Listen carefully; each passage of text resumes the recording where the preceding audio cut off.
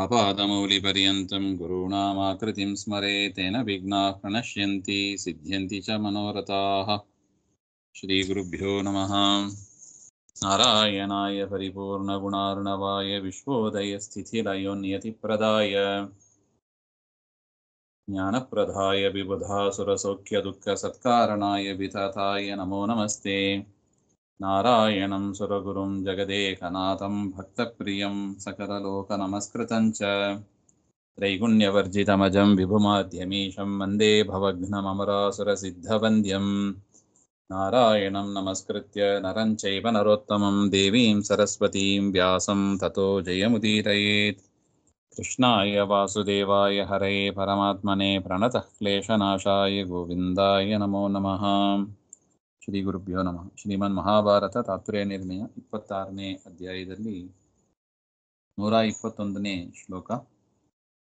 ಅಮಾರ್ಧವೇ ಪಶ್ಯ ಚ ಯಾದೃಶಂ ಬಲಂ ಅಮೇತಿ ತಸ್ಯಾಶು ವಿಚೂರ್ಣಿತೋ ರಥಃ ಗದಾಭಿಘಾತೇನ ವೃಕೋದರಸ್ಯ ಸಸೂತವಾಜಿಧ್ವಜ ಯಂತ್ರಕೂಬರಃ.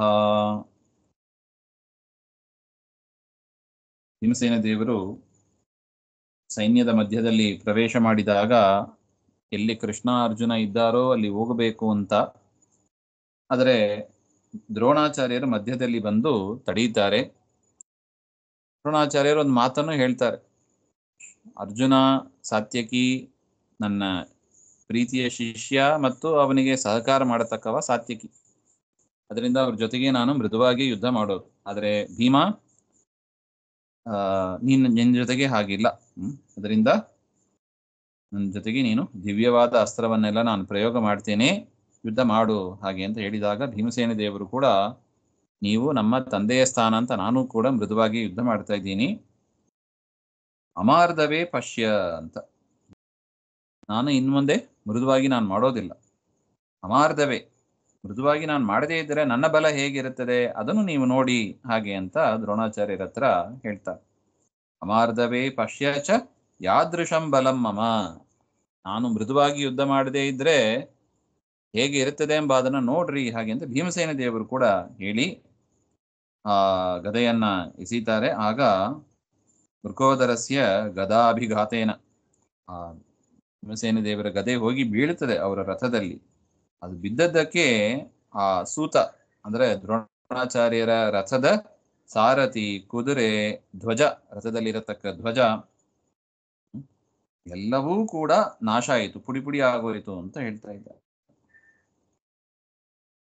ಯಂತ್ರಚಕ್ರಂ ಕೂಬರಹ ಅಂದರೆ ಯುಗಂಧರಹ ಅಂತ ಹೇಳ್ತಾ ಇದ್ದಾರೆ. ಅದು ಎಲ್ಲವೂ ಕೂಡ ದ್ರೋಣಾಚಾರ್ಯರ ರಥ ಸಂಪೂರ್ಣ ನಾಶ ಆಯಿತು ಹಾಗೆ ಅಂತ ಹೇಳ್ತಾ ಇದ್ದಾರೆ. ದ್ರೋಣೋ ಗದಾಮಾಪತತೀಂ ನಿರೀಕ್ಷ್ಯ ಸ್ವವಪ್ಲುತೋ ಲಾಘವತೋ ಧರಾತಲೆ ತದೈವ ದುರ್ಯೋಧನಯಾಪಿತಂ ರಥಂ ಪರಂ ಸಮಾಸ್ಥಾಯ ಶರಾನ್ವವರ್ಷಃ. ಇನ್ನು ಗದೆ ಬರೋದನ್ನ ದ್ರೋಣಾಚಾರ್ಯರು ನೋಡ್ತಾರೆ. ನೋಡಿದ ಕೂಡಲೇ ಬ್ರಾಹ್ಮಣರು ತೆಳ್ಳಗೆ ಇರ್ತಾರೆ, ಆ ರಥದಿಂದ ಜಿಗಿದು ಬಿಟ್ರಂತೆ.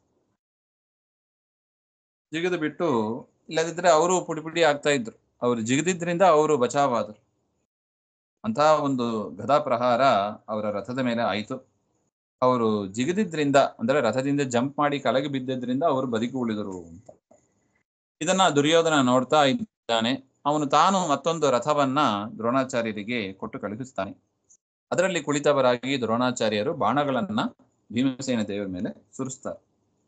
ಶರೈಸ್ತದೀಯೈ ಪರಮಾಸ್ತ್ರ ಮಂತ್ರಿತೈ ಪ್ರವೃಷ್ಯಮಾನೋ ಜಗದೀರಣಾತ್ಮಜಃ ಶೀತೋ ನಿಧಾಯಾಶು ಪುರೋ ವೃಷೋ ಯಥಾ ತಮಭ್ಯಯಾದೇವ ರಥಾದವಪ್ಲುತಃ. ಇಲ್ಲಿ ಇದು ಯುದ್ಧ, ಸಾಮಾನ್ಯ ಒಂದು ಯುದ್ಧ ಅಂತ ನಮಗೆ ಅನಿಸ್ತದೆ ಭೀಮಸೇನ ದೇವರಿಗೂ ದ್ರೋಣಾಚಾರ್ಯರಿಗೂ.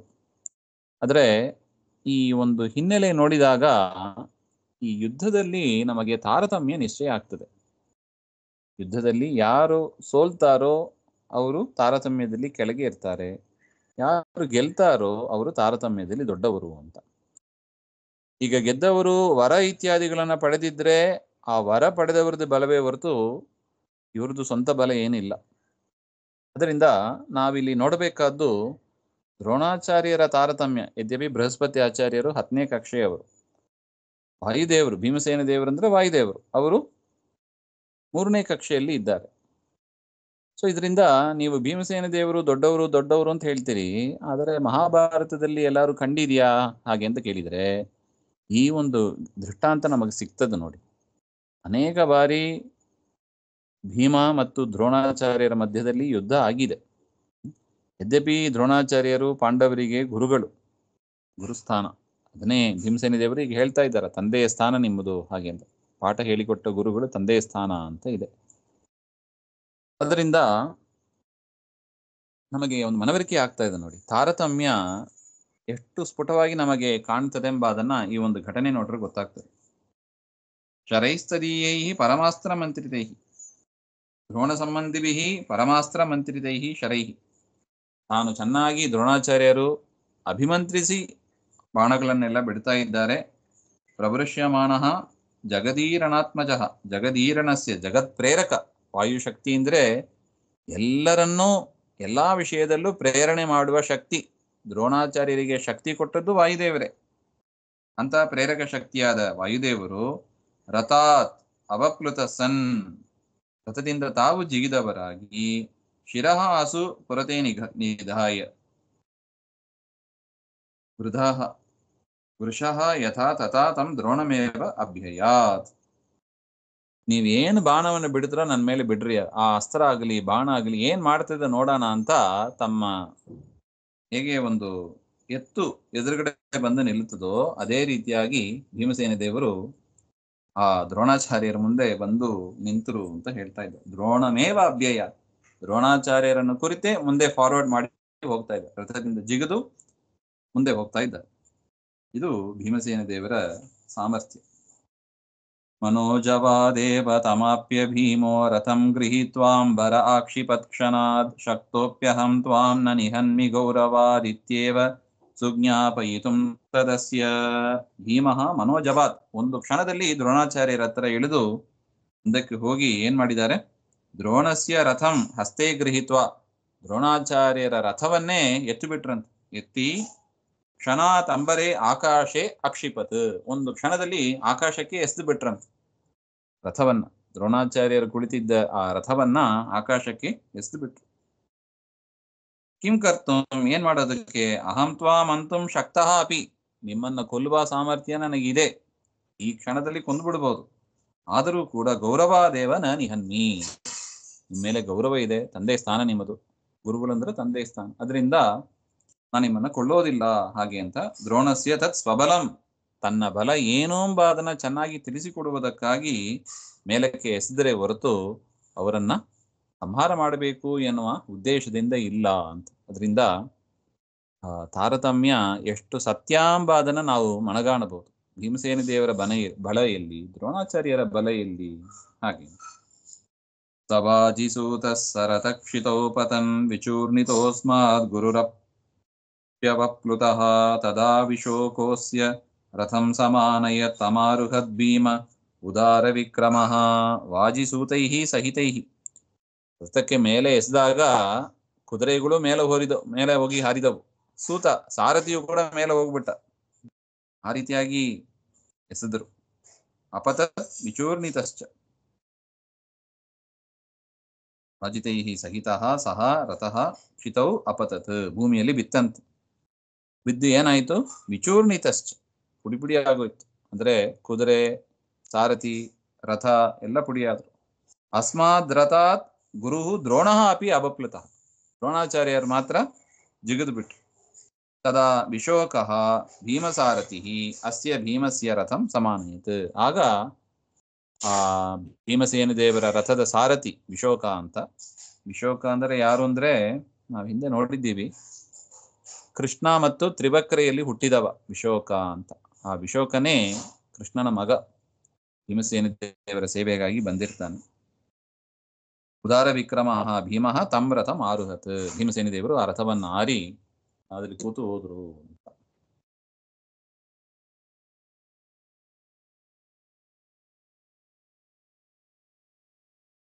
ಆದ ಮೇಲೆ ದ್ರೋಣೋಪಿ ದುರ್ಯೋಧನ ದತ್ತಮನ್ಯದ್ ರಥಂ ಸಮಾಸ್ತಾಯ ಯುಧಿಷ್ಠಿರಂ ಯಯೋ ಗೃಹೀತು ಕಾಮಂ ನೃಪತಿಂ ಪ್ರಯಾಂತಂ ಯವಾರಯತ್ ಸಂಯತಿ ವಾಹಿನೀಪತಿ. ದುರ್ಯೋಧನ ಮತ್ತೊಂದು ರಥವನ್ನ ದ್ರೋಣಾಚಾರ್ಯರಿಗೆ ಕೊಡ್ತಾನೆ.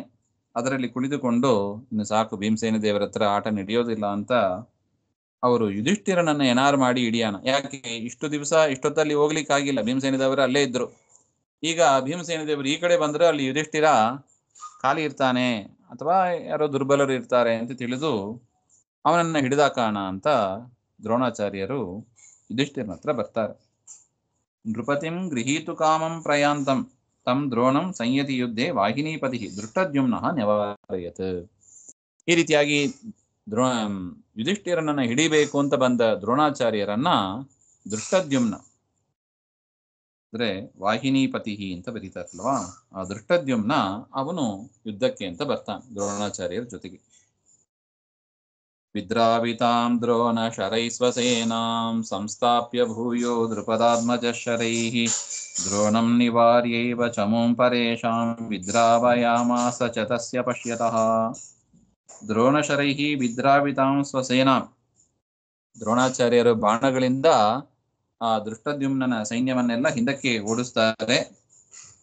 ಆ ಓಡ್ತಾ ಇರೋವರನ್ನೆಲ್ಲ ಮತ್ತೆ ಸಂಸ್ಥಾಪನೆ ಮಾಡಿ ದ್ರೋಣಂ ನಿವಾರ್ಯ, ದ್ರೋಣಾಚಾರ್ಯರನ್ನ ನಿಲ್ಲಿಸಿ ಶತ್ರುನಾಂ ಚಮುಂ ಸೇನಾಂ ತಸ್ಯ ದ್ರೋಣಸ್ಯ ಪಶ್ಯತಃ ವಿದ್ರಾವಯಾಮಾಸ. ದ್ರೋಣಾಚಾರ್ಯರು ನೋಡ್ತಾ ಇರುವಾಗಲೇ ದೃಷ್ಟದ್ಯುಮ್ನ ದ್ರೋಣಾಚಾರ್ಯರ ಸೈನ್ಯ, ಅವರೇನು ಸೈನ್ಯವನ್ನು ಕರೆದುಕೊಂಡು ಬಂದಿದ್ರು ಅವೆಲ್ಲವನ್ನು ಕೂಡ ದೃಷ್ಟದ್ಯುಮ್ನ ಓಡಿಸಿದರು ಅಂತ ಒಟ್ಟು.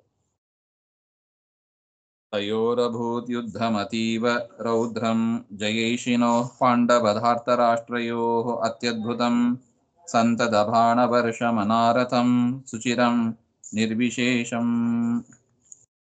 ತದನಂತರ ಯುದ್ಧ ಶುರುವಾಯಿತು ಇಬ್ಬರ ಮಧ್ಯದಲ್ಲಿ. ಪಾಂಡವ ಧಾರ್ತರಾಷ್ಟ್ರಯೋಹೋ, ಪಾಂಡವರಿಗೂ ದುರ್ಯೋಧನನಿಗೂ ಅಂದ್ರೆ ಯುಧಿಷ್ಠಿರ ದುರ್ಯೋಧನಯೋಹೋ, ಯುಧಿಷ್ಠಿರ ದುರ್ಯೋಧನನ ಮಧ್ಯದಲ್ಲಿ ಯುದ್ಧ ಶುರುವಾಯಿತು. ಜಯೈಷಿನಃ, ಇಬ್ಬರು ಕೂಡ ಜಯವನ್ನ ಆಕಾಂಕ್ಷ ಮಾನವ ಅಂದ್ರೆ ಗೆಲ್ಲನ್ನು ಬಯಸುವವರಾಗಿ ಗೆಲ್ಲಬೇಕು ಎನ್ನುವ ಇಚ್ಛೆಯಿಂದ.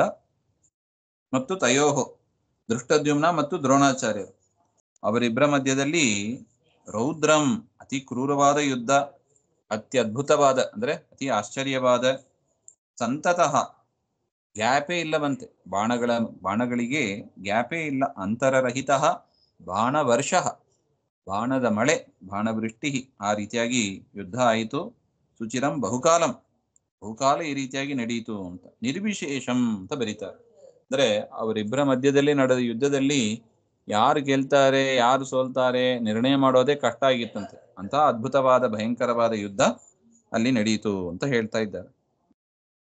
ತತಃ ಪ್ರಾಯ ಭೀಮಸೇನೋಮಿತೋಜಾ ವೃತ್ನಂಚರೈ ಕೌರವರಾಜಸೇನಾಂ ವಿಂದಾನುವಿಂದ ಪ್ರಮುಖಾಧಾರ್ತರಾಷ್ಟ್ರಾಃ ತಮಾಸೇದುರ್ದ್ವಾದಶ ವೀರಮುಖ್ಯಾಃ ವಿದ್ದಶರೈಸ್ತೈರ್ಬಹುವಿರ್ವೃಕೋದರಃ ಶಿರಾಂಸಿ ತೇಷಾಂ ಯುಗಪಚ್ಚಕರ್ತ.